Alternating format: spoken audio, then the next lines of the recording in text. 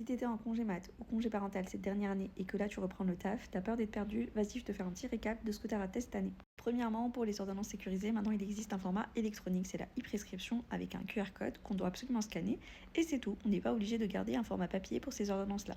Deuxièmement, pour la codéine et le tramadol, il faut absolument une ordonnance sécurisée et c'est maximum 3 mois de délivrance.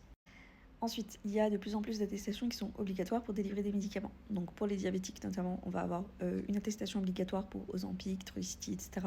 Deuxièmement, pour les hommes qui sont traités par valproate, donc des paquines, des pacotes, etc., il faut une initiation de traitement par psychiatre, neurologue ou pédiatre. Et il faut une attestation qui est obligatoire à chaque délivrance. Il faut également une attestation obligatoire pour délivrer la carbamazépine ou le finastéride 1 mg.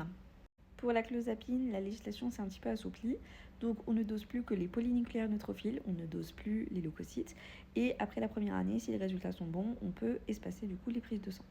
Concernant les vaccins, le Gardasil 9 est maintenant remboursé chez tout le monde, hommes et femmes jusqu'à 26 ans. Pour le pneumocoque, il existe deux nouveaux vaccins, le Vaxneuvance et le Prevnar 20. Le Vaxneuvance est pour les enfants, alors que le Prevnar 20 c'est pour les adultes. Le médicament desloratadine est maintenant disponible également sans ordonnance. Et il y a une fake news qui circule pour le Versatis et pour le Protopic. Maintenant, ça peut être remboursé dans le cadre de la prescription compassionnelle, donc les CPC. En fait, c'est vrai uniquement dans les PUI, donc les pharmacies à usage intérieur, et donc pas en pharmacie de ville, donc pas dans les officines.